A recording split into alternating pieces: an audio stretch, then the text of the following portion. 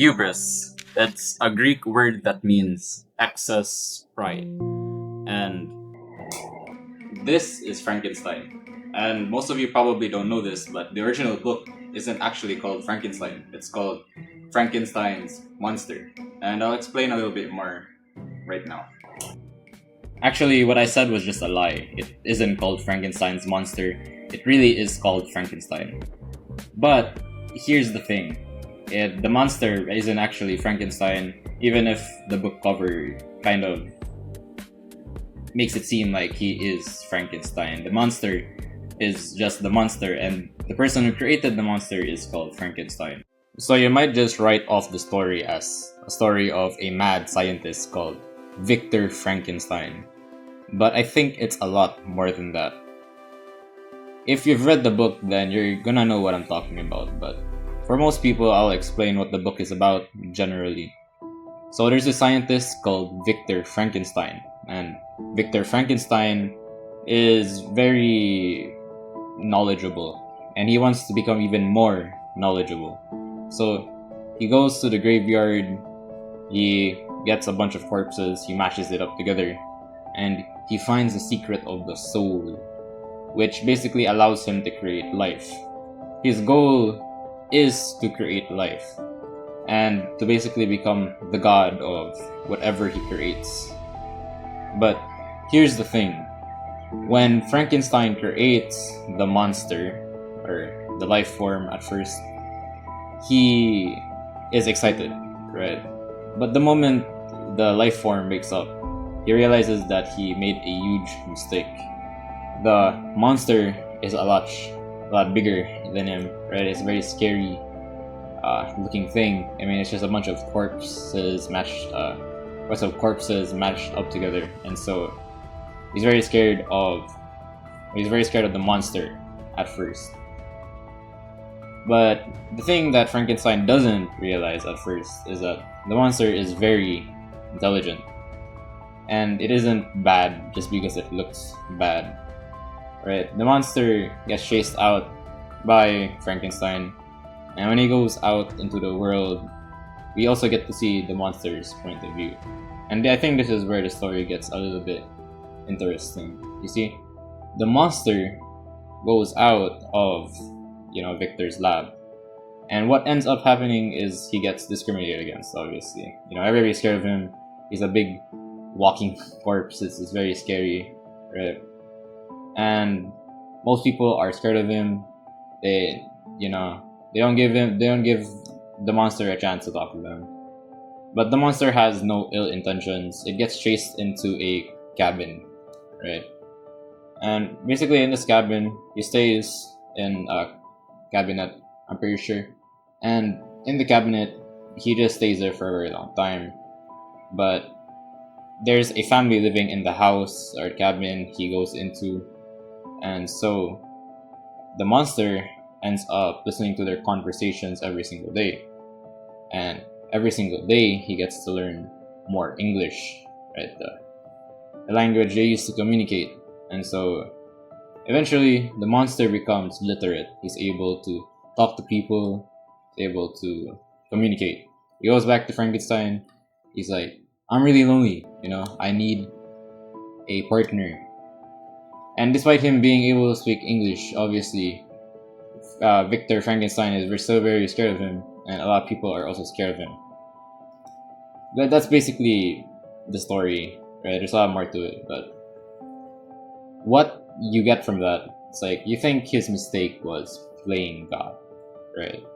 It's hubris, the greatest sin being pride, and hubris being excess pride, and you're like, yeah, he was trying to play God, so obviously he was like Icarus falling down from the sky with his wings made of wax because he flew too close to the sun. But I don't think that is what Victor Frankenstein's biggest mistake was. And what I want to talk about more is actually another form of hubris that I think Frankenstein had in the story. And even though I only told you a bit about the story, I think you can still get my idea from it. And so here it is. I think that Frankenstein's biggest mistake was not taking accountability.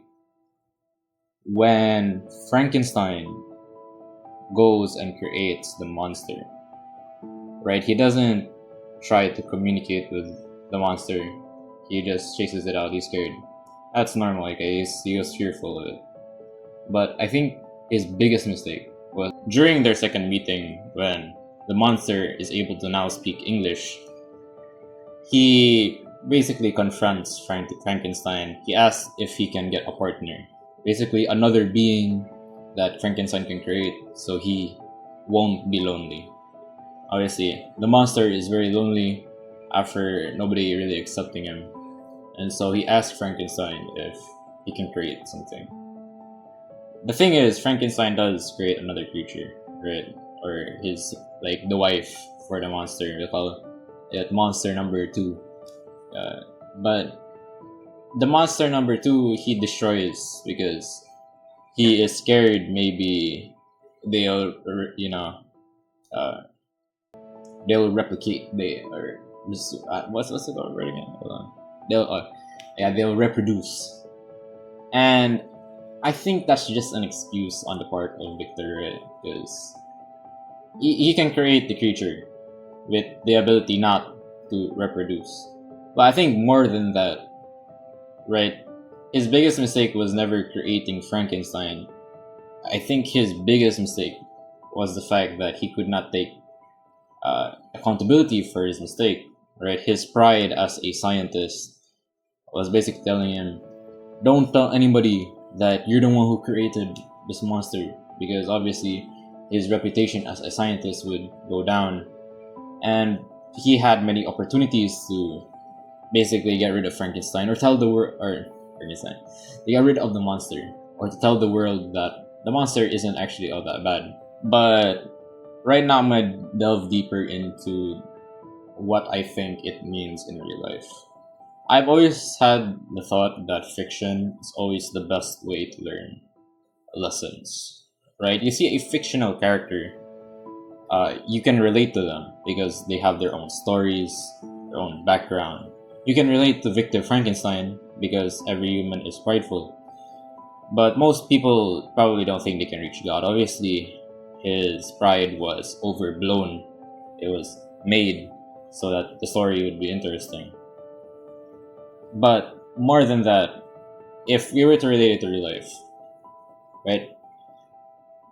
You can't just use the lesson of you don't play God in real life, right? It's like, okay, don't play God in real life either, but it's not a very big lesson you could use, because even if you did play God, obviously you would never ever be able to reach God in real life. We're not capable of that just yet. There's obviously a lot of people who try and do that, but I don't think that's possible. Unlike in the Frankenstein book, where obviously Frankenstein is like, oh, it's great life, and he actually finds out the secret to the soul, and so you can't do that in real life. I think the better lesson is the lesson I was talking about, right? Like, Frankenstein couldn't admit to his own mistakes because of his pride. That's the main thing about pride, and that's the main thing, right? We are very, people in general are very prideful. And when I look at fiction, you can relate to the characters a lot. The characters in and of themselves are very relatable beings, right? Are very relatable characters. You see, in Frankenstein, I think that it shows a lot about pride itself.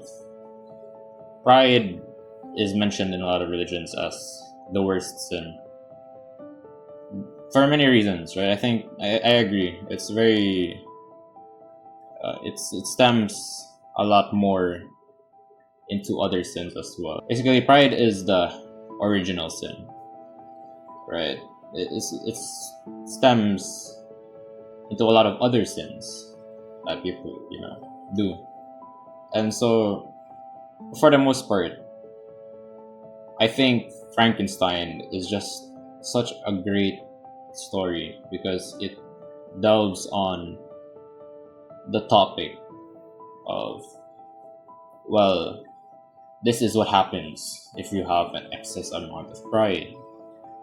And obviously, what happened to Frankenstein probably won't happen to you, right? We're not gonna delve into how realistic. Obviously, we're not gonna delve into how realistic Frankenstein is, because it's not very realistic of a story, to be fair. But here's the thing I want you to take away from me yapping for this long. Basically, there's a fine line between confidence and pride.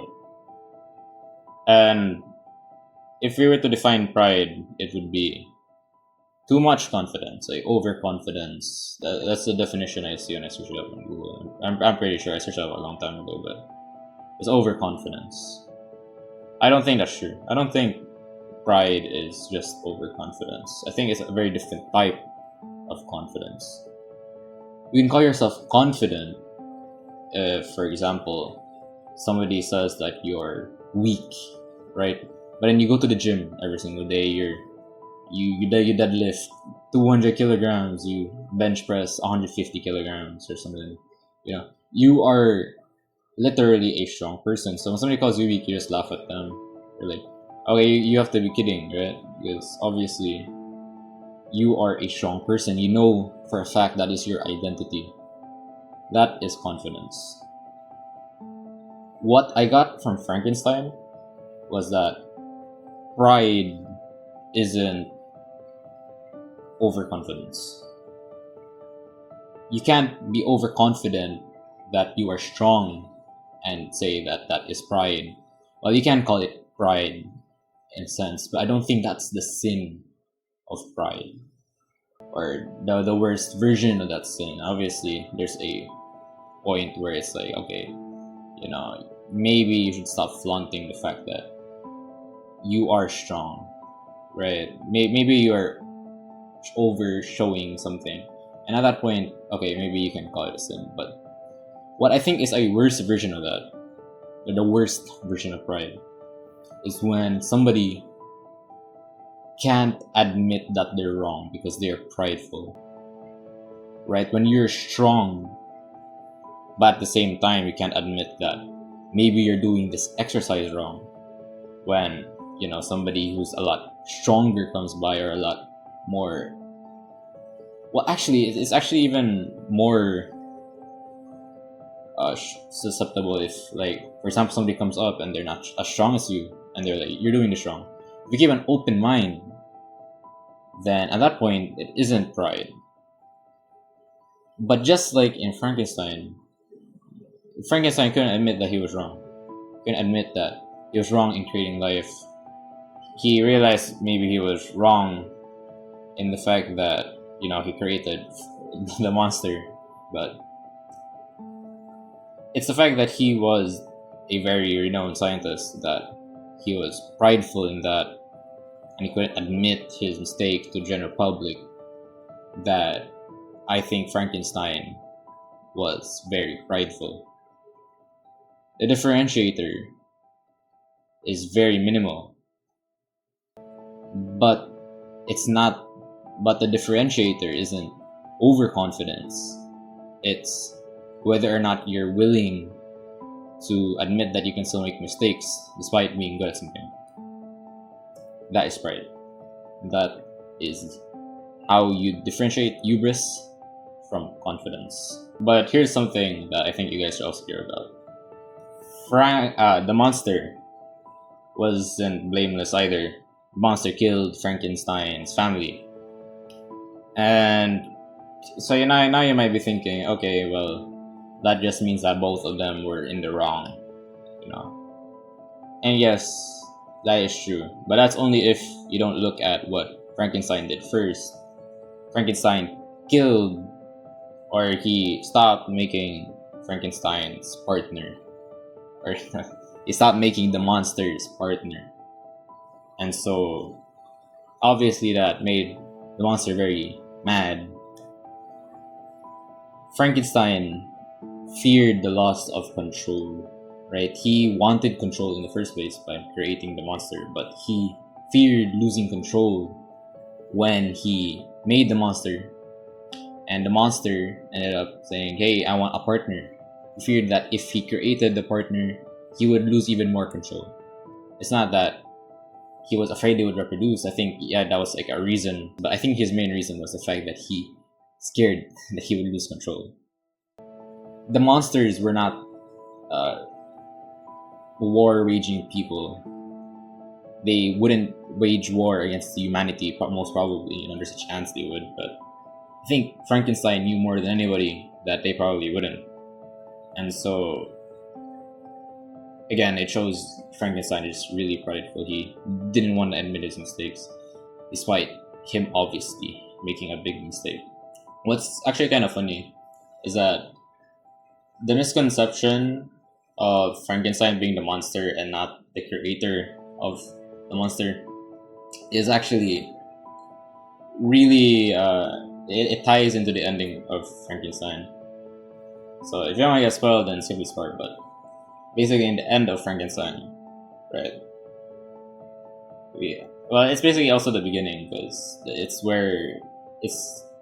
because it's the prologue. We see them in the end during the beginning, but basically Frankenstein ends up chasing the monster. He wants to kill the monster. The monster is also running away. They're both in the North Pole. They're just like on sleds on the ice, and basically Frankenstein and the monster become intertwined. Frankenstein isn't known for anything if it wasn't for the monster, and the monster wouldn't be known for anything if it wasn't for Frankenstein. Right? They're one and the same at some point. Definitely, they're one and the same at some point, and it's very like it's kind of funny actually because Frankenstein never wanted to be known as the person who created the monster, but he basically becomes but his name basically becomes the name of the monster. Everybody remembers the monster as Frankenstein, and so it's kind of satirical in a sort of way that the monster ends up becoming Frankenstein. That people call him Frankenstein now, despite the creator being Frankenstein and him not wanting his name to be next to the monster's name. So if you want to take anything from this video, just don't be prideful, and to not be prideful means take responsibility for your mistakes. And that is the difference between confidence and pride. And it took a very long time for me to explain that. I think it's been like 20 minutes. I've been recording this for almost 30 actually, so yeah, it's a pretty long video. And just me yapping some pictures. It's actually my first video like this, so it's pretty low quality. Obviously, I'm just using this webcam that I got like 5 years ago from my online classes, but hope you enjoyed this video. I put a lot of effort into it. That's what I would say, but I literally just yapped for the name. I don't even have a script. I'm just yapping at the camera. And there's gonna be a lot of cuts because obviously there's no script, but this is just how I feel about Frankenstein. And I haven't really seen any videos talking about the hubris or like their opinions of Frankenstein, so this is my little glimpse into the book. Please read the book.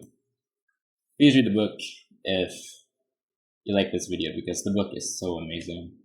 If you like this video and you like the book, read some other books. Read The Alchemist. The Alchemist is so amazing. It changed how I view a lot of things. But more than that, thank you for watching. I'm not gonna leave you guys with my yapping for too long because obviously, this video is dragging out. But please like and subscribe. I can say that now because I'm a YouTuber. I've always wanted to say that. But please like and subscribe if you enjoyed the video. I will be creating a lot more of these in the future, even if this one isn't going to pop off. I doubt it will. But thank you for watching. And if you don't like, subscribe, that's fine also. Love y'all for watching the video. Thank you for watching.